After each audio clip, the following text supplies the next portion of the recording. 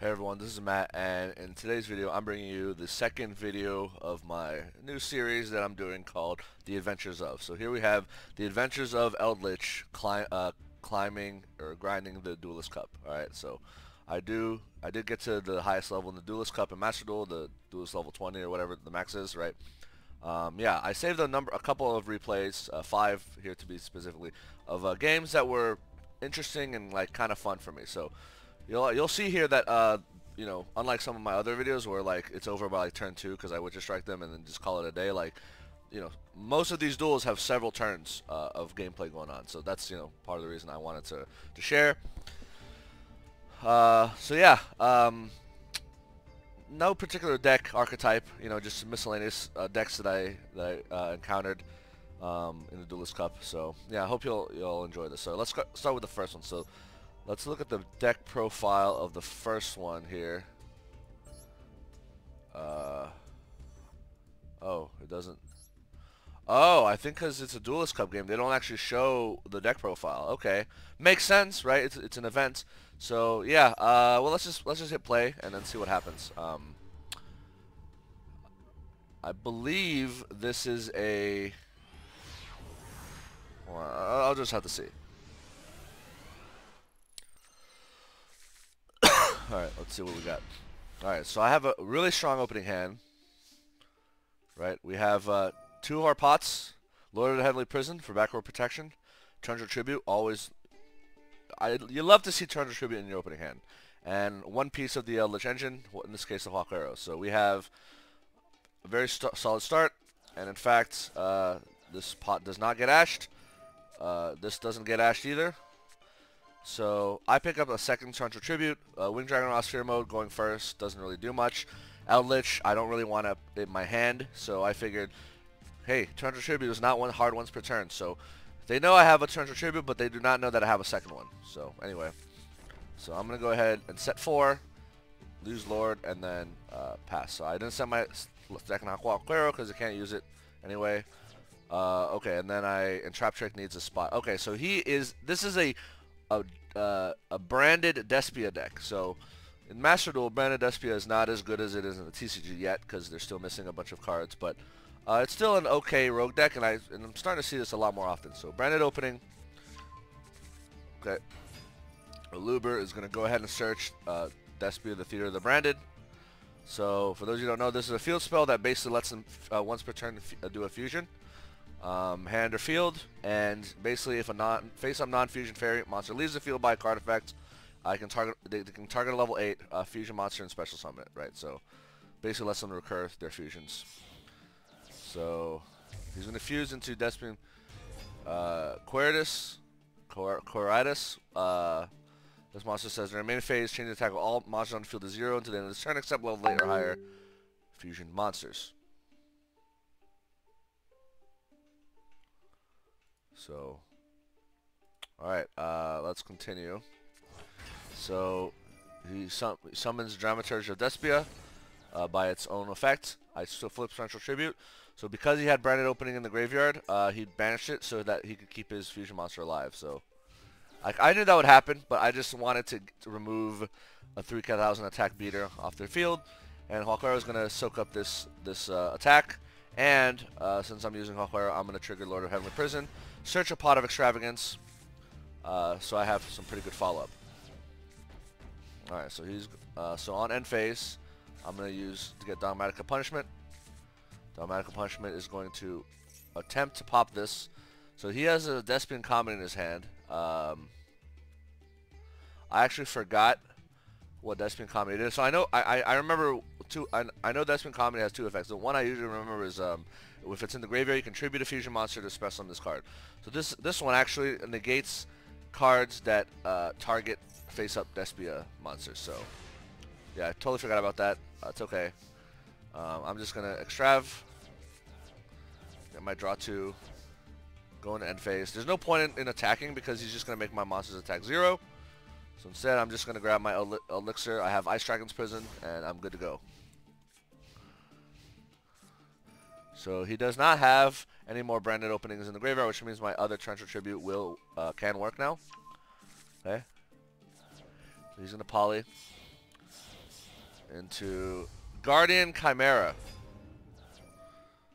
So Guardian Chimera, so he has a bunch of effects. So Guardian Chimera 1 is going to draw him 2 cards and pop 1 card on the field. This Edgem Chain is going to search him a Fright for Patchwork, and then Desperation Tragedy is just going to, you know, grab him a card. So I'm going to use Elixir to put my Eldlich on the field just so that, you know, just in case he pops it, right? So he grabs Ad Libitum with Despia. For Patchwork, he draws 2, and then he pops my Eldlich, and then he uses Call by the Grave on Eldlich, which isn't that big of a deal because I have another Eldlich. So, okay, so another branded opening. So he's going to fuse into Despia Queritus. So he's going to attempt to, what happens here? I forget what happens. He revives Dramaturge, and he revives Despia Queritus.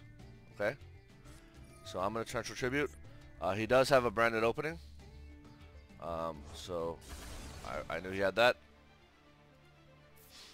So I'm going to take 5,000, and I'm going to soak up this attack with Walk Arrow.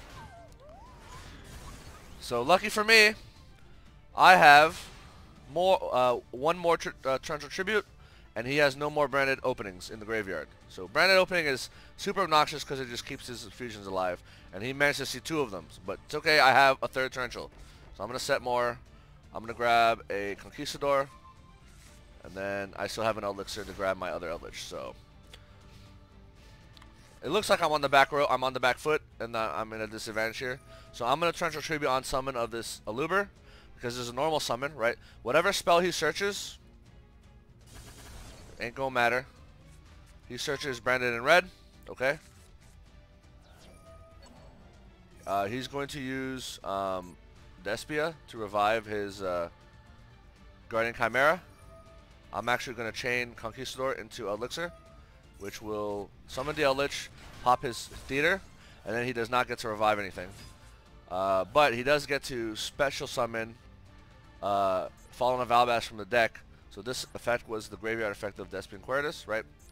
So for y'all that don't know, Fallen of Albaz is going to discard a card to attempt to basically super poly, right? Fuse itself with one of my monsters. However, I have Solemn Strike, and I'm going to say no to that. So he's not going to get a fusion. And then Despia Tragedy is going to search, branded in red, but it doesn't matter. So I have another Elixir here. So all of a sudden, I gain the advantage. So I'm going to go ahead and swing for 25. Set Witch's Strike. I don't think they have any monster that actually negates the activation of cards. So I don't think Witch's Strike is going to do anything here.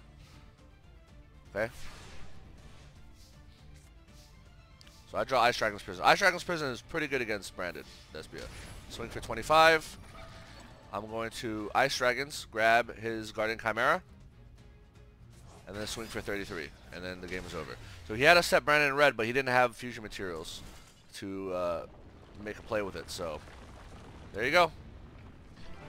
Yeah, so that was the first game against branded Despia. Yeah, it's a pretty obnoxious deck, and it's going to get even more obnoxious once branded fusion comes out, once Lubellion comes out, and Mirror Jade comes out. So yeah, but good little sneak peek into that matchup for those of you who are curious or like have seen this deck before. All right, next game. I forgot. I want to say this is an Adventure Phantom Knight. I want to say, but I'm not entirely sure. Let's get into this. I remember one of these replays is against Adventure Phantom Knights.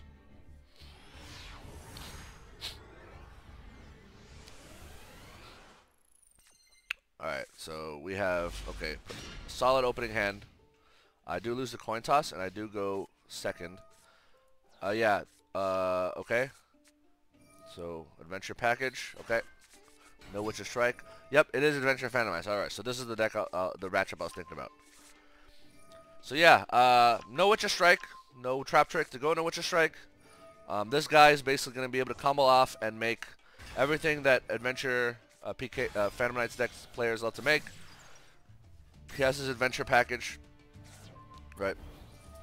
Okay. Torrential is going to revive itself. Summons another one. Discard to mill. Yep. He's going to make a Levier. Levier is going to summon. Okay. Summons the Water Enchantress. He's going to revive.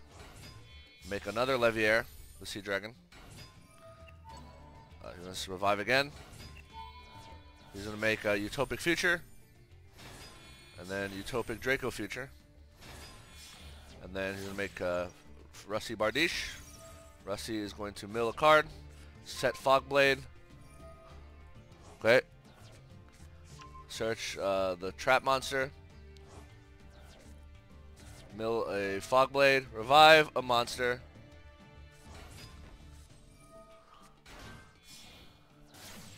Make a Link Spider. You know where this is going. This is going to make Anaconda. Anaconda is going to send Fusion Destiny. Fuse and make Destroyer Phoenix Enforcer. Okay. Alright. So, this is kind of the Adventure Phantom Knight wet dream here, right? You got the Adventure Package, you got DPE, you got a set Fogblade, and they have the Utopic Draco Future, and they have one more set card, which, gee, I wonder what card it is. You'll never guess. As soon as I draw, he's going to pop Anaconda in the card. Oh, look. Artifact Scythe. So he hard drew it. He didn't even need to go into Dagda, right? So he's going to pop Scythe. Scythe is going to lock me out of the extra deck. Oh, no. I can't use the extra deck. What a sad state of affairs, right? Great part about playing Eldlich is you don't give a shit about the extra deck, right? You don't actually care. So, not something for extra deck, it's fine. You also don't care about Fogblade. Fogblade does nothing, right? He already used a DP pop. You do care. You know, you don't want to get popped. Your back row pop by DP, but he already used the pop, so no more pops. Yeah. So I'm going to go ahead and I'm going to set 5. I'm not going to use Lord of the Heavenly Prison. The reason being is if I do, he might just Griffin Rider negate it, and then it's just like, okay, well, his Griffin Rider will still be alive. Like, he might, like, I just don't want to lose my Lord of the Heavenly Prison unnecessarily, right? Or he might just steal it with Draco Future, or negate it with Draco Future, whatever. Either way, his DP must pop in the end phase because of the effects of Fusion Destiny. That was copied by Anaconda. Alright, draw phase. Punishment onto the token. This will take out the Draco back, and then Entis will take out another card. So he's going to negate with Griffin Rider, but I have this card here called Skill Drain, and it's going to negate his Griffin Rider. So, pop. Entis is going to pop. Bam. No more Faithful Adventure, no more Draco back, no more token. And this Griffin Rider is just a body, so I don't care about it.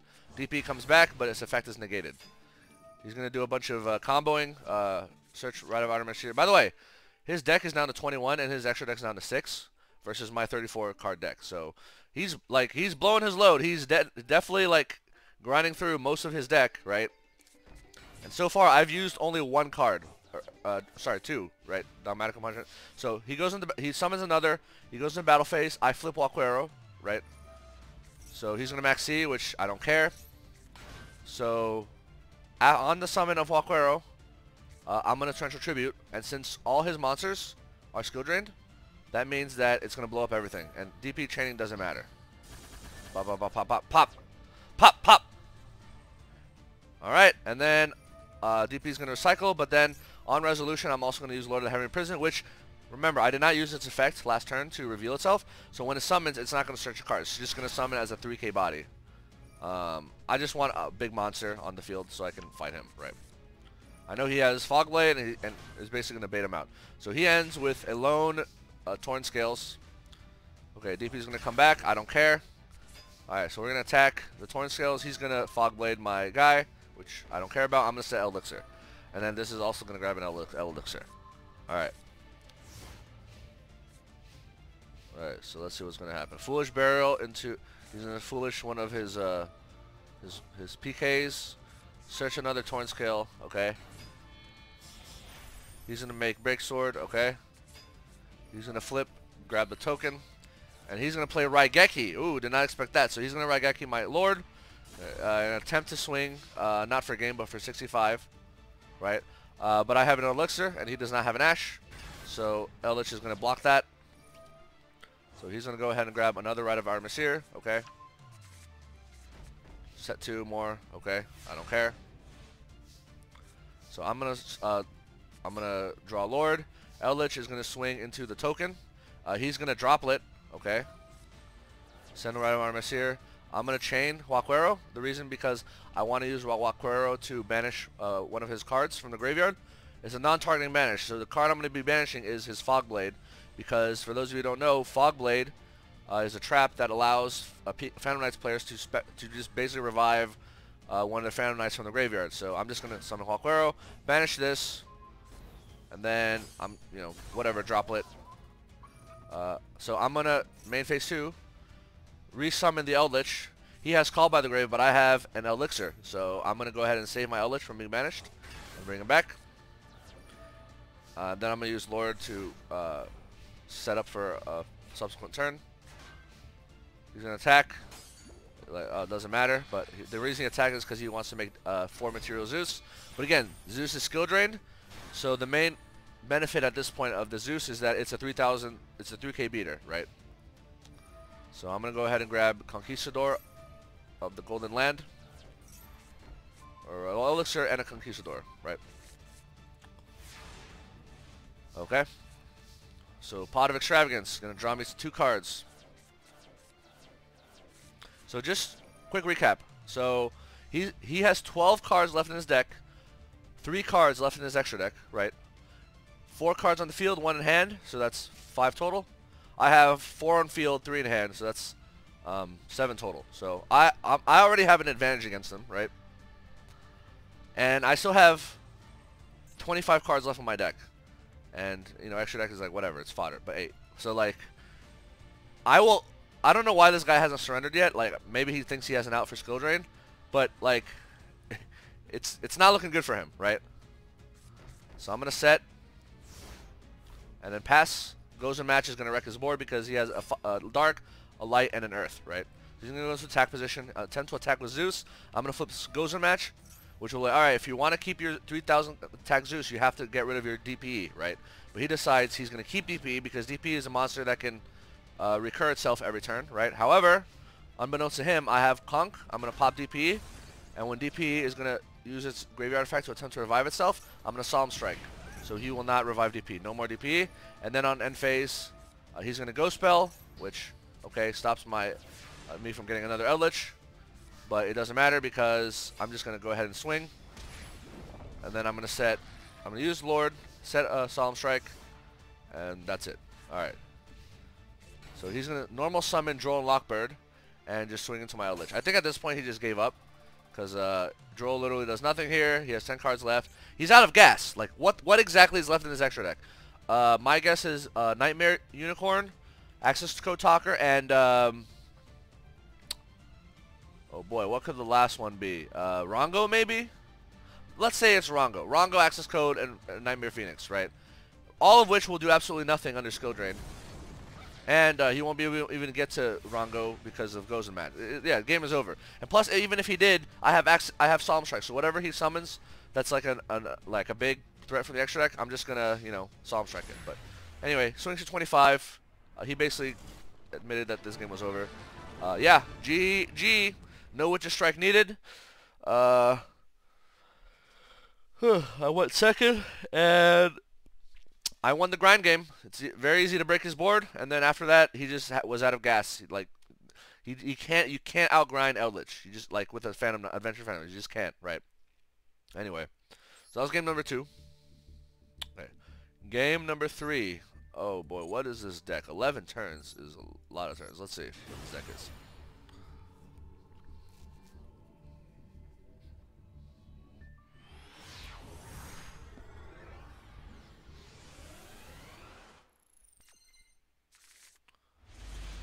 Okay, I draw really, really well.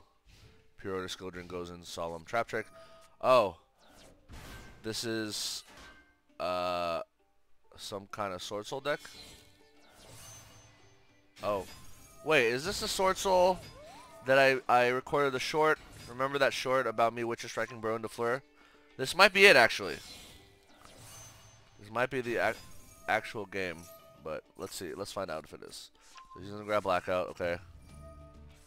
Oh wait, no, it's not. It's not because this is different. This guy is a Swordsoul where he summons Arch Nemesis Protoss as his third.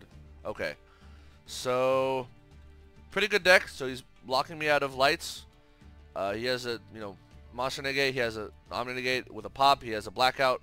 Pretty good opening, pretty good board, right? But my hand is also really good.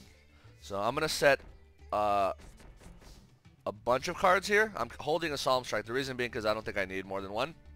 And I know he has blackout, so he's gonna pop 2 of my cards on the end phase, targeting Protoss. So he pops Imperial Order and Solemn Strike, which I don't care because I mean, at this point Imperial Order doesn't do much. And then Solemn Strike, all right, fine. I have another one in my hand, but I still have my Floodgates and I still have my Trap Trick. So draw phase. I'm gonna flip Gozen match. He's gonna attempt to negate, and I'm gonna negate him. So he keeps a wind monster. He keeps a wind because he normal summons Taya. Goes into battle phase. I'm gonna go ahead and grab Dogmatic of Punishment. Dogmatic of Punishment will pop his Taya with Entis, and Entis will pop his Barone. So bam. So now he already used a normal summon, right? Protoss dead. You know, Barone dead, Chi-Shao dead. So not much else he can do at this point. Anyway, end phase. Draw phase. I draw Sphere Mode. Set Solemn Strike. He's going to draw Summon Vishuddha. However, he cannot make Monk because of Gozen match. Okay. I draw Elixir. I'm going to set that. Alright, so he's going to go into attack position. Attempt to swing for 15. On Declaration, I'm going to Elixir. He's going to Ash. But I'm going to Solemn Strike his Ash because, yeah, fuck Ash. Stupid card. Get my Eldlich. So now his Vishuddha's in attack position so I can kill it easily, right? So I'm going to swing for 1,000. Activate, or grab my Conquistador. Activate Lord. Alright, let's see what he has. Nothing. Cool. I'm going to swing. Activate Lord. So I set a second skill drain because, so just as a reminder, Lord of the Heavenly Prison only protects face down cards, not face up. So let's say he top decks Lightning Storm or Harpies. He can use Harpies or Lightning Storm to take out Gozen match and skill drain. However, I'll have a second skill drain as backup. So, not too worried about that. He's going to Pot of Desires. Okay. Sure. He's going to normal Moye, and he's going to Droplet my Eldlich. Okay. And he's going to attempt to swing, but I'm going to say Conquistador and say no to that. And he just scoops. Like, if his goal was to, you know, Droplet my Eldlich on a Moye attack, what he should have done was he should have attacked, waited until damage calculation, and then activated Droplet. However, if I saw his Moye attempt to attack my Eldlich, I would have assumed he had a Droplet play, and I would have chained Conk on the Declaration anyway. So, yeah, he just surrendered because, yeah, what else does a Swordsoul player do? Nothing. You just freaking lose. All right. Game number 4.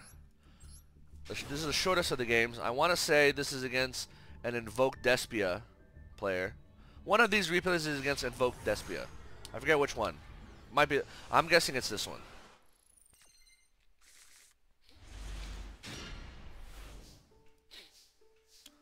Alright, so I do Extravagance, and I draw into Ice Dragon, Wing Dragon, oh, no, this is not the one. Sorry.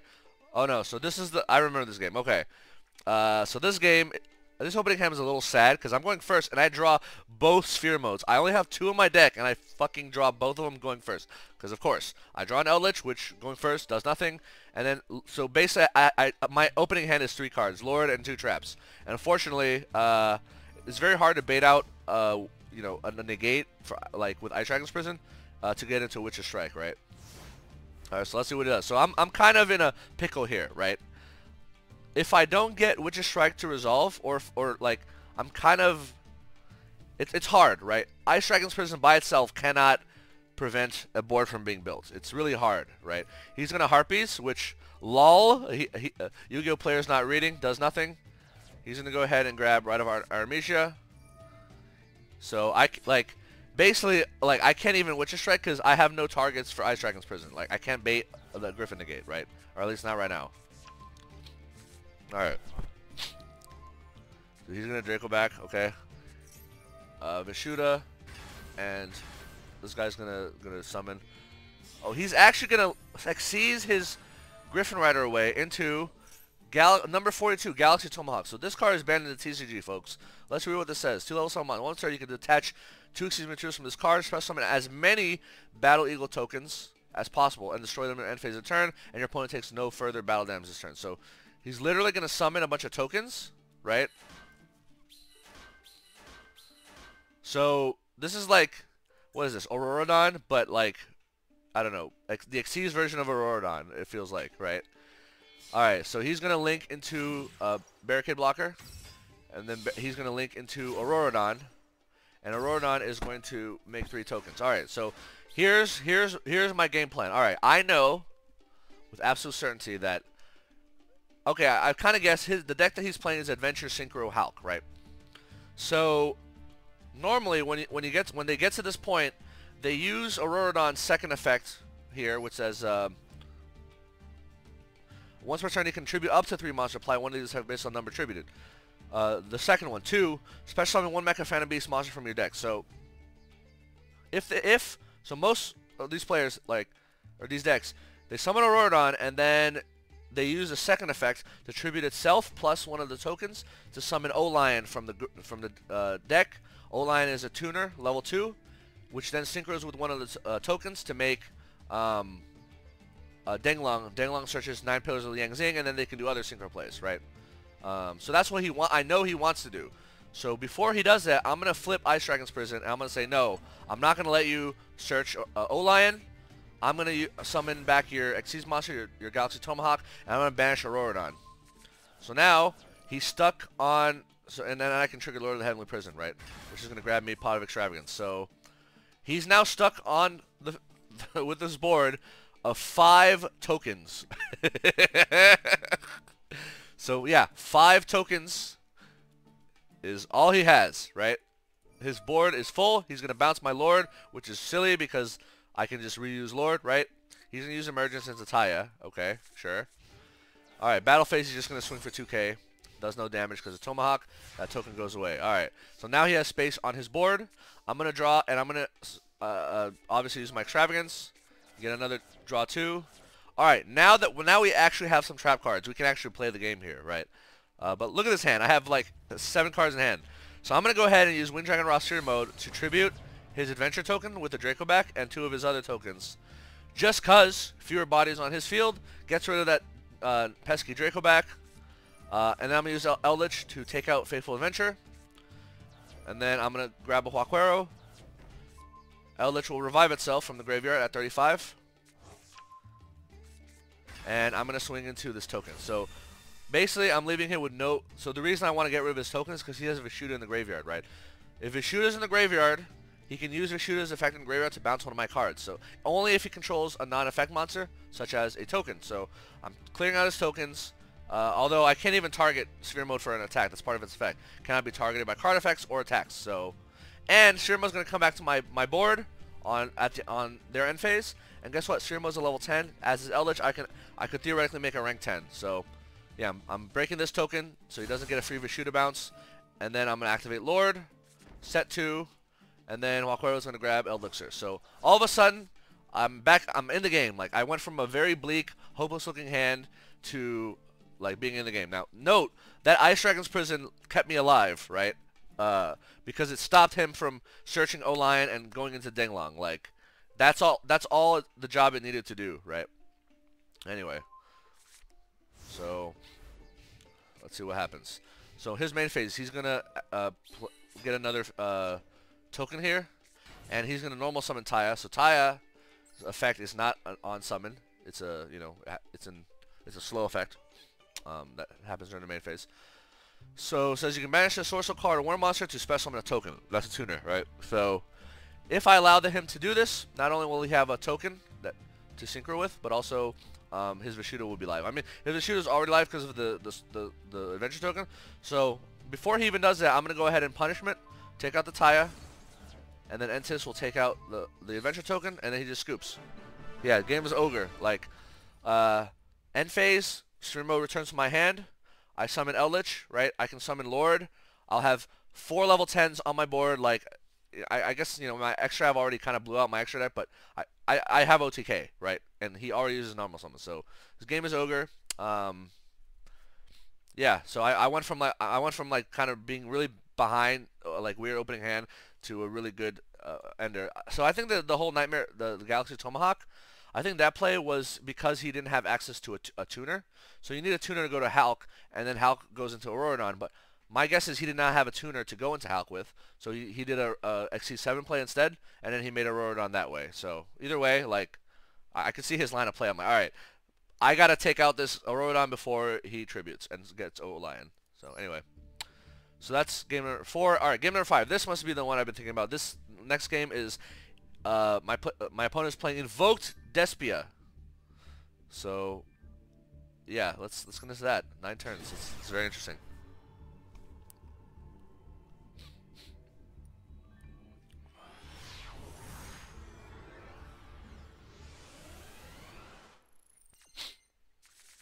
Alright, so I do win the coin toss, and I do go first. So I'm going to Duality, so I reveal Lord, Torrential, and Trap Trick. So all 3 are good choices.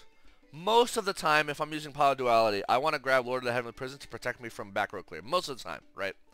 However, my opening hand, kind of weak. Sphere Mode does nothing going first.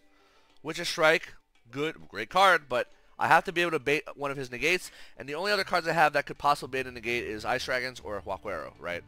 However, Torrential Tribute is great for baiting negates. So I'm going to say, alright, sorry Lord of Heaven, because I have to grab this Torrential Tribute.